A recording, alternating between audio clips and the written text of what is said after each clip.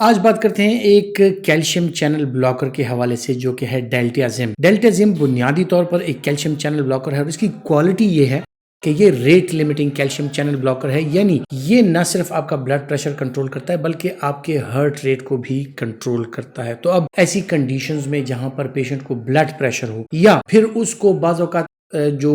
Heart rhythm کی problems ہوتی ہیں، خصوصاً ٹیکیریدمیا، یعنی جن چیزوں میں دل کی دھڑکن جو ہے یا اس کی رفتار جو ہے وہ بڑھ جاتی ہے اور اس کو ہمیں کنٹرول ریٹ پر لانا ہوتا ہے، تو ایسی صورتوں میں بھی اس کا استعمال کیا جاتا ہے چونکہ ایک rate limiting calcium channel blocker ہے۔ اب جیسے مختلف کنڈیشنز ہوتی ہیں کہ اس میں ایٹریل فیبریلیشن یا بعض اوقات سپرا وینٹریکولر ٹیکیکارڈیا یا اس طرح اور ایسی کنڈیشنز ہوتی ہیں جس میں دل کی دھڑکن وہ بے قابو رہتی ہے یا بلڈ پریشر کے ساتھ دل کی دھڑکن بڑھ جاتی ہے، یا ایسی کنڈیشنز ہوتی ہیں کہ جن میں دل کی دھڑکن بڑھنے سے بلڈ پریشر بڑھ سکتا ہے یا انجائنا کے اٹیکس ہو سکتے ہیں۔ تو ایسی صورتوں میں یہ کیلشیم چینل بلاکر استعمال کیا جاتا ہے جس سے نہ صرف بلڈ پریشر کنٹرول میں آ جاتا ہے بلکہ دل کی دھڑکن جو ہے وہ بھی کنٹرول میں آ جاتی ہے اور دل کی اس کا جو ٹیکی کارڈیا ہے وہ نارمل سائنس ریدم پر آ جاتا ہے، کیونکہ اس کی ایکٹیویٹی ایسی ہے کہ یہ جو اے وی نوڈ ہے، اے وی بنڈل ہے، جہاں پر دل کی امپلس جو ہے اس کو سلو کیا جاتا ہے اور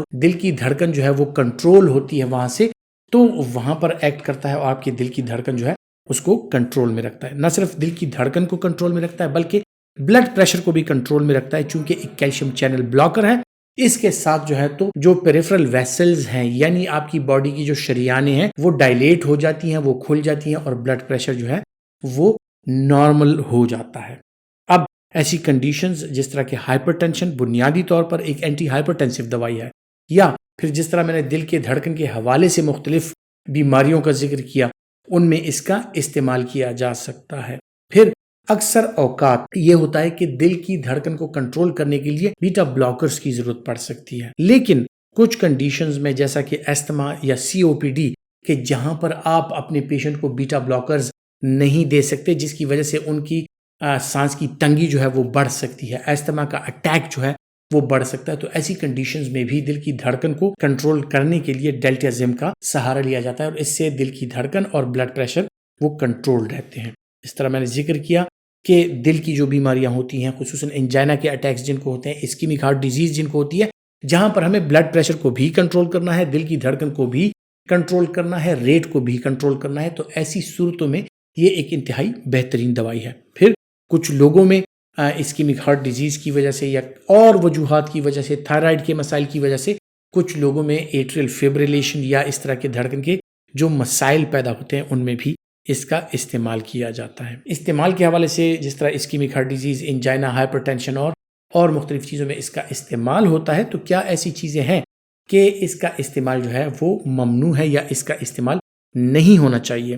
ایسی صورتوں میں جب دل کی دھڑکن جو ہے وہ اس کا یعنی ہارٹ ریٹ وہ 50 بیٹس پر منٹ سے کم ہو، یعنی بریڈی کارڈیا ہو، یا کسی پیشنٹ کو ہارٹ بلاک ہو، یا کسی پیشنٹ کو اس سے الرجی ہو، ہائپر سینسٹیویٹی ہو، ان لوگوں میں اس کا استعمال نہیں کرنا چاہیے اور یہ کانٹرا انڈیکیٹڈ ہے۔ پھر ایسی دوائیاں کچھ ہوتی ہیں جیسا کہ بیٹا بلاکرز اگر آپ استعمال کرتے ہیں تو اس کے ساتھ اگر ڈیلٹیازیم جو کہ ایک rate limiting calcium channel blocker ہے اس کا استعمال بھی کیا جائے تو یہ ایک دوسرے کے ایفیکٹ کو بڑھاتی ہیں اور آپ کا ہارٹ ریٹ جو ہے وہ شدید درجے تک کم ہو سکتا ہے۔ تو بیٹا بلاکرز کے ساتھ اس کا انٹریکشن ہوتا ہے، بیٹا بلاکرز کے ساتھ اس کا استعمال احتیاط کے ساتھ کارڈیالوجسٹ، نیفرولوجسٹ یا میڈیکل اسپیشلسٹ کے مشورے کے ساتھ ہی ہونا چاہیے۔ پھر اس کے علاوہ اور جو ایسی دوائیاں ہیں جو دل کے حوالے سے استعمال ہوتی ہیں، جیسا کہ ڈیجاکسن کا اگر کچھ لوگ استعمال کرتے ہیں ایٹریل فیبریلیشن کے حوالے سے، ایسے لوگوں میں بھی اس کا استعمال